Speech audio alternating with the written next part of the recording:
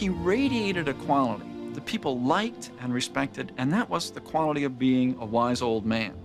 That's one of the things that made him a successful president. Abraham Lincoln was born on February 12, 1809. He spent his first years in a log cabin in rural Kentucky. His mother's death when he was 9 years old deeply affected him and put more tension on his already strained relationship with his father. He regarded his father as lacking ambition, as lazy, as anti-intellectual. All the things that Lincoln wanted to escape from, he saw in his father. A love of knowledge made Lincoln into an intelligent, well-spoken, and popular young man as he worked a series of odd jobs in New Salem, Illinois. When Lincoln talked, people listened, whether that was around pot-bellied stoves, in storefronts, at courthouses.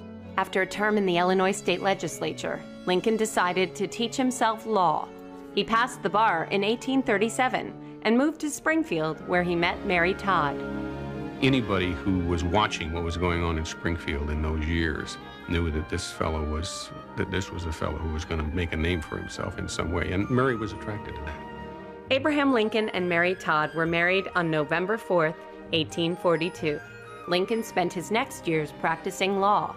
But in 1858, he decided to challenge Stephen Douglas for his seat in the U.S. Senate. Though Lincoln lost the election, he got the attention of National Republican Party leaders and won the party's nomination for president in 1860. In the national race, he would again face Stephen Douglas. Stephen Douglas is saying that democracy is compatible with slavery.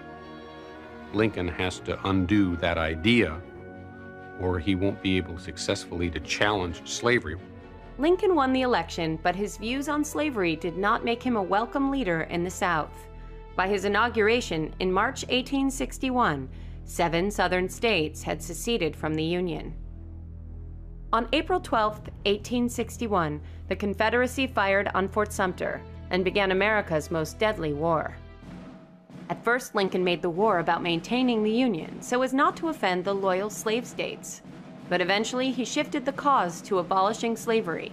And on January 1st, 1863, Abraham Lincoln issued the Emancipation Proclamation.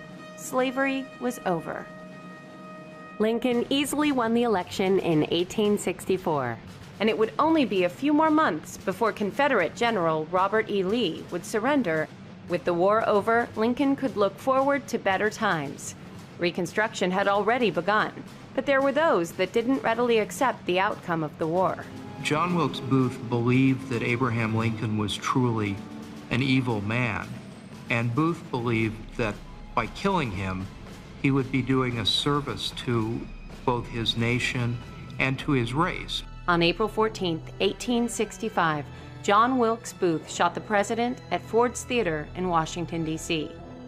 Lincoln was taken across the street to a boarding house, where he died 9 hours later. The nation had lost a great leader at a time they needed him most. Reconstruction would have been a totally different picture. There might not have been a need for a civil rights movement in this country. There might not have been a need for Martin Luther King Jr. had Lincoln not been assassinated.